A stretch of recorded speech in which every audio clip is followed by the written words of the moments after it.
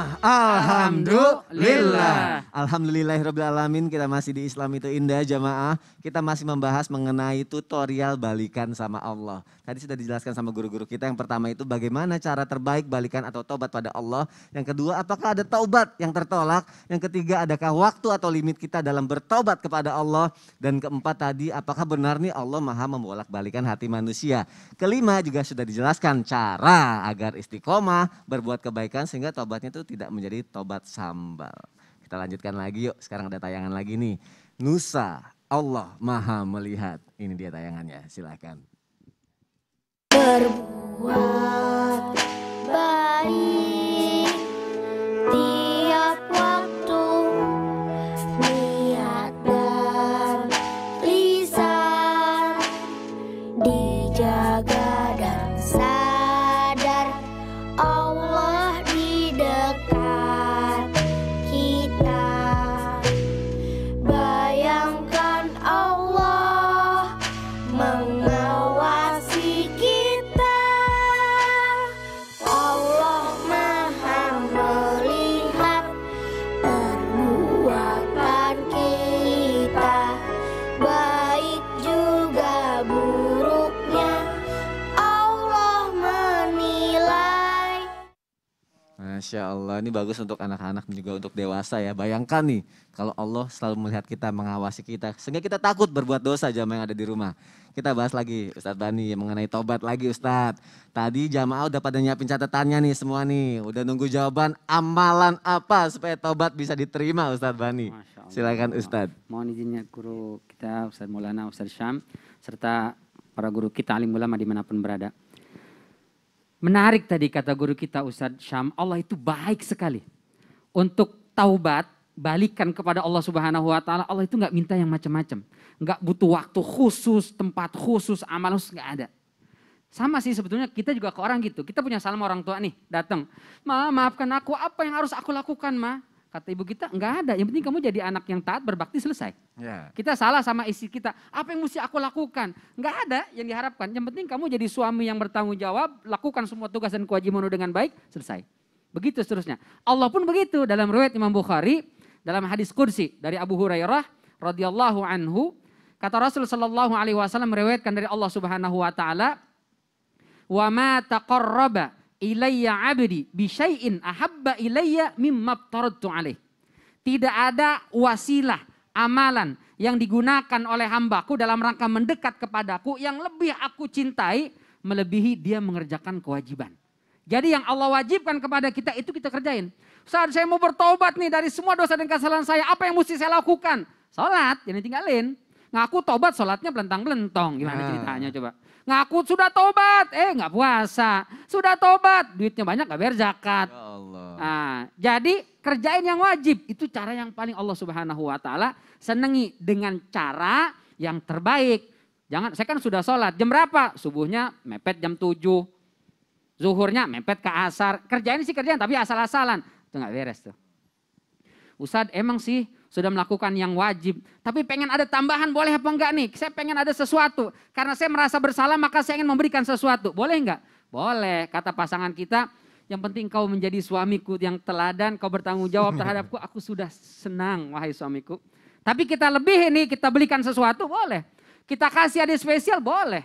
Meskipun hanya sekuntum bunga yang dibalut dengan rantai emas. Rantai emas ya? Emasnya lebih mahal. Jadi dalam lanjutan hadis tadi, wala yazalu 'abdi yataqarrabu ilayya bin nawafil hatta uhibbah. Ada sebagian hambaku yang terus mendekat kepadaku selain yang wajib sudah dia kerjakan, dia lakukan yang amalan-amalan sunnah. Hatta uhibbah, sampai aku jatuh cinta kepadanya. Subhanallah. Deketan, balikan dengan mendekat sampai dapat cintanya Allah, wah itu istimewa.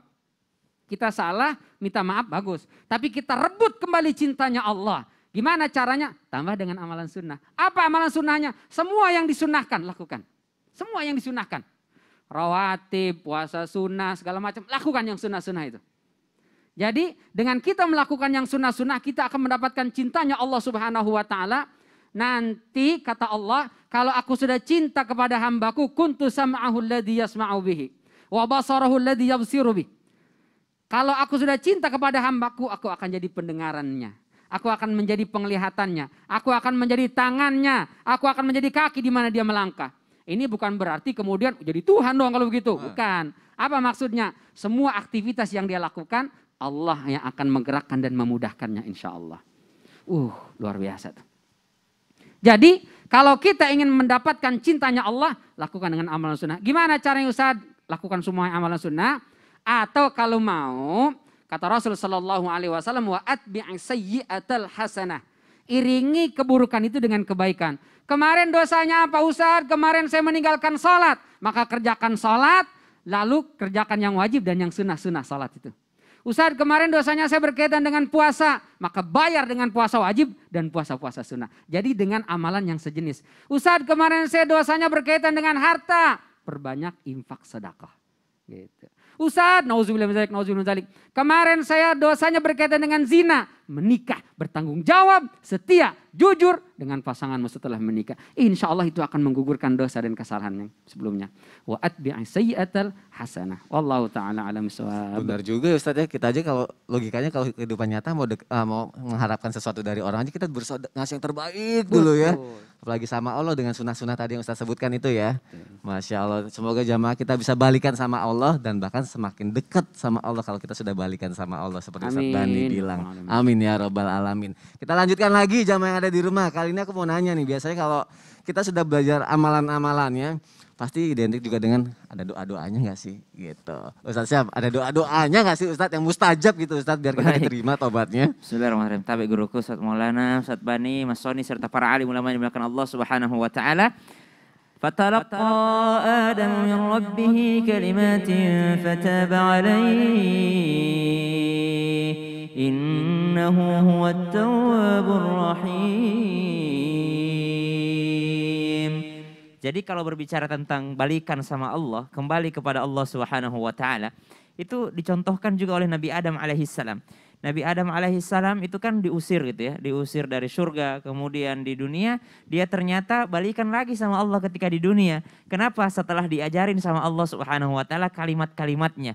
Doa-doa yang sudah divalidasi oleh Allah Subhanahu wa taala, yang sudah mendapat sertifikasi dari Allah Subhanahu wa taala, yaitu doa-doa yang diajarkan langsung oleh Allah yang ada dalam Al-Qur'an. Yang pertama doa Nabi Adam alaihissalam. Nabi Adam alaihissalam diajarkan oleh Allah Subhanahu wa taala untuk membaca doa, Rabbana zalamna anfusana wa illam taghfir lana wa tarhamna lanakunanna minal khasirin. Setelah Nabi Adam alaihissalam mendawamkan doa ini, lalu dengan khusyuk Nabi Adam alaihissalam meminta kepada Allah Subhanahu wa taala dengan pengakuan kesalahannya, pengakuan dosanya, maka Allah Subhanahu wa taala udah balikan lagi sama Nabi Adam alaihissalam. Ya udah kalau gitu, kalau udah meninggal dunia nanti masuk lagi ke surga. Seandainya nggak balikan lagi, gimana bisa balik lagi ke surga? Padahal asalnya dari surganya Allah Subhanahu wa taala. Maka doa mustajab yang pertama, doa Nabi Adam alaihissalam, Rabbana zalamna anfusana wa illam taghfir lana wa tarhamna lanakunanna minal khasirin. Tentu saja setelah kita bertaubat, kita pengennya ya dikasih hadiah sama Allah, ya kan? Pengen juga kayak diterima doanya. Kan banyak juga nih pemicu tobat tuh karena doa nggak diterima. Iya. Banyak kan teman-teman di luar, kenapa ya Ustaz saya doa saya nggak diterima-terima? Mungkin saya ada dosa ya. Akhirnya dia bertobat dulu baru minta sama Allah. Berarti ada tujuan dari tobatnya. Tujuan dari tobatnya pengen doanya diterima. Padahal Allah Subhanahu wa taala dengan taubat saja Allah sudah memberikan semuanya. Faqultu astaghfiru rabbakum innahu kana ghaffara yursilis samaa'a 'alaikum midrara wa yumdidukum bi amwali wa banina wa yaj'al lakum jannati wa yaj'al lakum anhara. Allah memperbanyak harta kalian, Allah memperbanyak anak-anak kalian, Allah memberikan segalanya kepada kalian hanya dengan satu kalimat. Apa itu? Faqultu astaghfiru rabbakum innahu kana ghaffara. Istighfarlah kepada Allah. Istighfarnya beda-beda doanya. Ada astaghfirullahaladzim, ada kalau mau lebih pendek lagi astaghfirullah. Jangan istighfar lu, jangan istighfar beda. Istighfar lu astaghfirullah ya. Astaghfirullahaladzim. Mau lebih panjang lagi astaghfirullahaladzim astaghfirullahaladzim wa atubu ilaih. Mau lebih panjang lagi, astaghfirullahaladzim alladzi la ilaha illa huwal hayyul qayyum wa atubu ilaih. Mau lebih panjang lagi, sayyidul istighfar. Allahumma anta rabbi la ilaha illa anta khalaqtani wa ana abduka wa ana ala ahdika wa wa'dika mastata'tu a'udzu bika min syarri ma sana'tu. Ya lebih panjang lagi nih.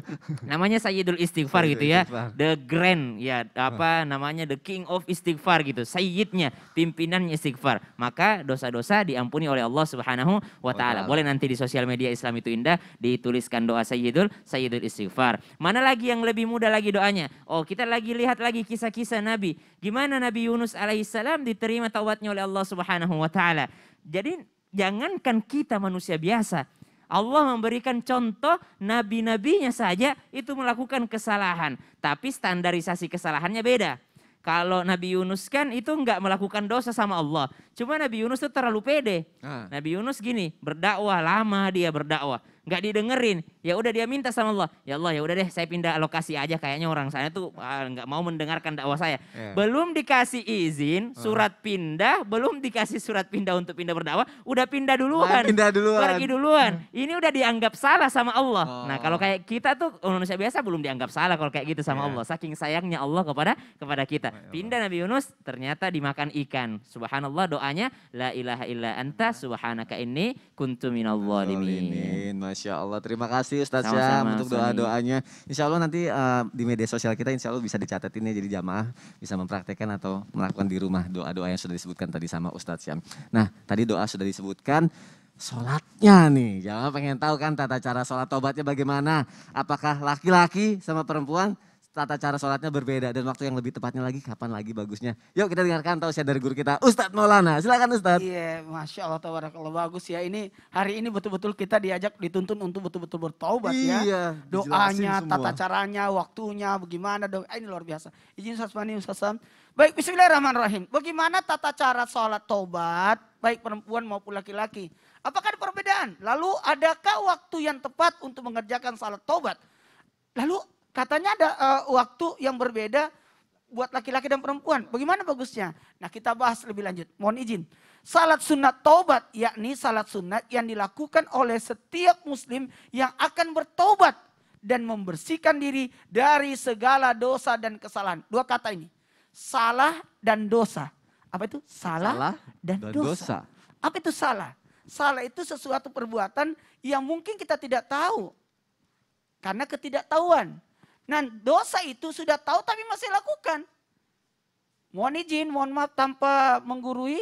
Salat ini tujuannya untuk menenteramkan, mendekatkan diri kepada Allah. Jadi kalau orang salat sunat taubat itu menenteramkan dirinya dan makin mendekatkan diri kepada Allah karena betul-betul mau membersihkan diri.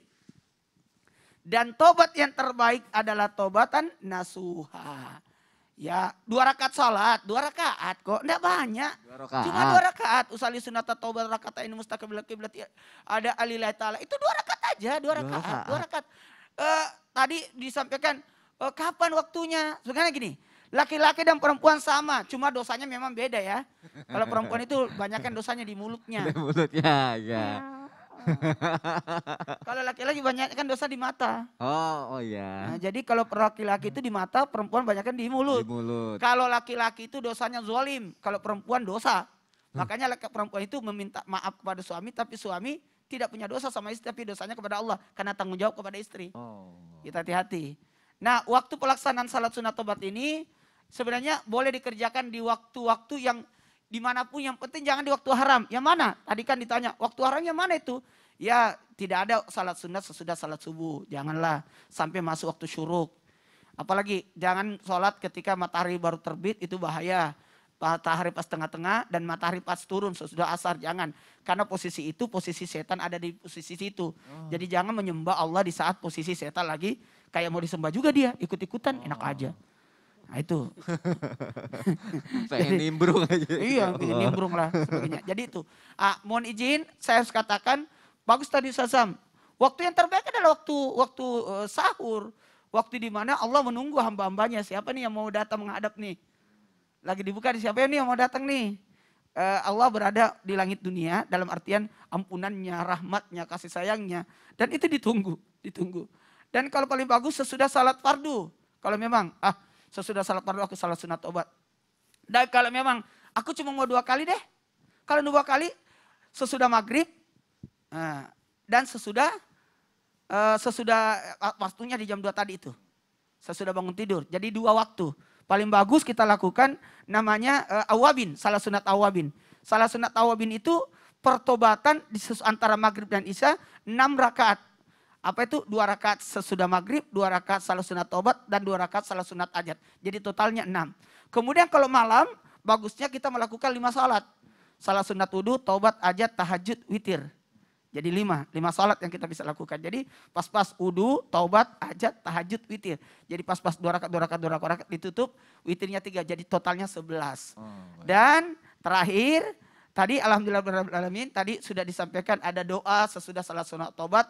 Dan sesudah 2 rakaat salat sunat taubat, kan niatnya. Sudah itu duduk. Kalau memang betul-betul aku mau, itu enaknya duduk baca zikir 300. 100-nya itu adalah baca la ilaha illallah. Ya. La ilaha illallah itu penghapus dosa. Ya. Kemudian salawat mencuri perhatian Allah. Kalau mau minta seseorang, sebut orang yang dicintainya Allah. Siapa yang dicintai Allah? Nabi Muhammad. Oh. Kalau mau minta uang minta sesuatu sama Sasbani, sebut yang dicintai Sasbani. Anaknya Sasbani pintar banget. Nanti gitu cara. Dikasih. Sama kalau istri nih. Dan ada tadi doa yang sudah disampaikan Sasam, penghulunya tobat. Artinya, ya coba cari, penghulu tobat. Allahumma anta rabbi la ilaha illa anta khalaqtani wa ana abduka wa ana wa abdika mastata'tu wa a'udzubika itu tadi. Nanti dibahas di ya Allah. Panjang itu. Ini udah jelas banget semuanya jamaah yang ada di rumah jelasin sama Ustadz Maulana ya. Jadi 300 itu yang pertama la ilaha illallah, kemudian yang kedua baca salawat. Salawat Nabi, yang ketiga baca istighfar. Masya Allah. Dan kalau perlu waktu itu nangis. Terakhir langsung sujud. Sujud sekali aja. Lalu berjanji dalam sujudnya itu, saya tidak akan ulangi dosa-dosa itu. Baik. Kalau ku angkat kepalaku tidak akan kuulangi dosa-dosa itu. Allahu Akbar. Oh nangis. Itu memadamkan apinya neraka. Masya Allah, dan semoga tobat kita diterima sama Allah Subhanahu Wa Taala. Amin ya rabbal alamin. Terima kasih Ustadz Maulana. Sudah sejelas ini jamaah dijelaskan sama guru-guru kita. Jadi nggak ada alasan lagi ya untuk tidak bertaubat ya dan untuk istiqomah. Tapi kan namanya apalagi anak milenial. Ustadz Syam aku mau nanya nih. Anak milenial. Makanya sudah punya istri ya? Udah punya istri. Tetap milenial. Amin. Pasti suka punya ini gak sih kayak followers semua tuh pasti kayak kritis gak sih Ustadz Syam? Kalau kritis ya semakin hari semakin kritis. Semakin kritis ya. Dari Gen Y ke Gen Z, kemudian masuk lagi yang lain. Nah apalagi sekarang lagi bahas tobat. Tadi udah dijelasin sama guru-guru kita. Tata caranya, doanya, apa segala macam. Pasti mereka nanya lagi, emang kalau udah kayak gitu tobat diterima? Pasti kayak gitu. Iya. Terus, Masih ngeyel ya? Masih ngeyel juga. ngeyel. Emang udah itu tobat diterima? Terus tahu dari mana kalau tobat kita sudah diterima? Wah, mohon penjelasannya Ustadz Syam. Baik, bismillahirrahmanirrahim. Tabi guruku Ustadz Maulana, Ustadz Bani, Mas Soni serta para alim ulama yang dimuliakan Allah Subhanahu wa taala. Rabbi shrah li sadri wa yassir li amri wahlul 'uqdatam min lisani yafqahu qawli waj'al li waziran min ahli. Amin amin amin ya rabbal alamin. Maka setelah melakukan segala amalannya, kemudian membaca doanya, serta sholat taubat, kemudian kita percaya bahwa Allah Subhanahu wa taala menerima doa kita dan menerima ajakan balikan kita sama Allah Subhanahu wa taala. Udah nih, tutorialnya udah diikutin semua nih. Ini berhasil gak sih taubatnya gitu ya? Diterima gak sih sama Allah Subhanahu wa taala? Yang pertama yang paling harus kita lakukan adalah husnudzon kepada Allah Subhanahu wa taala. Baik sangka kepada Allah Subhanahu wa taala. Allah tuh nggak ngambekan. Nggak kayak manusia. Kita udah minta maaf berkali-kali masih aja belum dimaafin gitu ya. Kita bolak-balik. Allah tuh nggak ngambekan. Allah itu sekali kita bertobat kepada Allah Subhanahu wa taala, Allah paling tahu isi hati kita. Kalau kita tulus kepada Allah Subhanahu wa taala, memohon ampun kepada Allah Subhanahu wa taala, yakinlah pada saat itu juga Allah telah menerima taubat kita. Bahkan ada beberapa kisah di mana seorang yang bermaksiat kepada Allah Subhanahu wa taala, tobatnya pun gak sengaja. Udah diampuni sama Allah. Jadi tobat yang gak disengaja pun itu udah diampuni sama Allah Subhanahu wa taala. Contoh misalnya dikisahkan oleh Rasulullah sallallahu alaihi wasallam tentang seorang alim pada saat itu, orang yang ahli ibadah pada saat itu yang tinggal di atas bukit. Lalu ada seorang preman pasar yang ahli maksiat juga tinggal di bawah. Akhirnya pada suatu ketika si orang ini ada niatan, capek juga ya saya nakal nih kayak gini, capek juga ya saya berdosa nih, saya pengenlah bertobat, gimana ya caranya? Akhirnya dia ke pasar nanya-nanya orang, gimana caranya supaya saya bisa taubat? Kau naiklah ke atas itu, ada orang ahli ibadah ke atas itu yang diterima doanya. Kau mintalah doa sama dia, minta doakan supaya dosamu diterima. Maka orang ini naik ke atas gunung. Tiba saatnya dia naik ke atas bukit tersebut, ternyata orang yang ahli ibadah di atas bukit juga mau turun ke bawah. Untuk apa? Kehabisan bekal makanan. Ketika mereka berdua berjalan, hampir berpapasan di lorong yang sangat sempit, tiba-tiba orang yang ahli maksiat ini melihat ke depan. Ya Allah, inilah orangnya. Malu banget aku ketemu sama dia. Pasti dia bisa baca wajahku nih. Pasti saya kelihatan di ahli maksiat nih. Dia minggir dia, ngasih jalan. Dia minggir nunduk. Orang ahli ibadah ini melihat orangnya juga mengatakan, nih orang nih yang terkenal ahli maksiat nih. Saya takut berhadapan dengan dia. Maka dia cepat-cepat jalan. Subhanallah. Pada saat itu juga Allah ampuni dosanya nih orang ahli maksiat. Dan Allah cabut keberkahannya orang ahli ibadah tadi. Kenapa? Karena dia merasa dirinya lebih baik daripada si pendosa. Dan si pendosa malu untuk berhadapan dengan ahli ibadah. Nih orang niat taubat gak? Niat pengen ketemu tapi belum taubat. Tapi pada saat itu Allah ampuni dosanya. Maka berhusnudzonlah kepada Allah. Baik sangkalah kepada Allah. Yang kedua, Ustadz, hati tenang gak sih itu kalau kita udah diterima taubatnya? Justru hati juga akan tenang. Betul, hati akan tenang. Orang yang hatinya sudah tenang, orang yang sudah diterima taubatnya sama Allah Subhanahu wa taala akan sangat ringan langkahnya melakukan ibadah. Berarti kalau kita lagi malas-malasan, apakah belum diterima taubat kita? Tadi kembali lagi harus husnudzon kepada Allah. Mungkin kalau malas ya malas kita sendiri. Karena dikatakan iman itu bertambah dan berkurang. Yazid wa yanqus. Yazid bertambah dengan ketaatan tapi berkurang dengan kemaksiatan. Maka tetap rajin beribadah, tekun beribadah dan yakin bahwa Allah sudah menerima taubat kita. Allah taala alam. Masyaallah. Apalagi sekarang kan virus ya Ustaz. Iya, subhanallah. Virus itu kayak virus. Jadi dosa itu kayak virus. Gimana Ustaz? Jadi merusak tubuh kita. Merusak Jadi tubuh kita. Jadi dosa itu merusak amal ibadah kita. Ya Allah, jangan sampai itu merusak amal ibadah kita ya jamaah yang ada di rumah. Bertobat dari sekarang, insya Allah kita sudah banyak belajar pagi hari ini. Terima kasih guru-guruku untuk penjelasannya. Jamaah jangan kemana-mana karena setelah ini kita akan kembali menjawab pertanyaan yang sudah masuk ke media sosial Islam itu Indah. Tetap di Islam itu Indah. Jamaah, oh jamaah, alhamdulillah.